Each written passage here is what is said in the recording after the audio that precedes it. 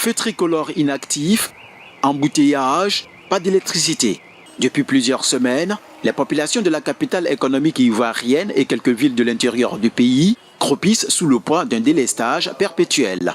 Mais tu es en train de travailler pour les machines s'arrêtent, il faut te débrouiller pour faire ce que tu dois faire. Ça joue sur toute la production sur la ligne. On ne peut pas produire comme on a l'habitude de produire. Une indignation qui n'est peut-être pas de la volonté de la compagnie ivoirienne d'électricité CIE. Ici, à 168 km au sud-est d'Abidjan, se trouve l'usine de production d'énergie hydroélectrique d'Ayamé 1. À première vue, le constat est clair.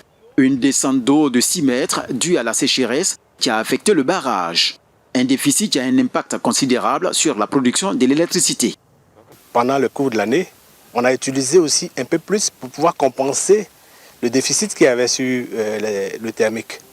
Donc ça a aussi utilisé. Et il n'y a pas eu d'eau depuis lors, alors que la demande est restée, si ce n'est pas constante, croissante. Donc ça fait qu'on n'arrive pas aujourd'hui à tourner comme il se doit.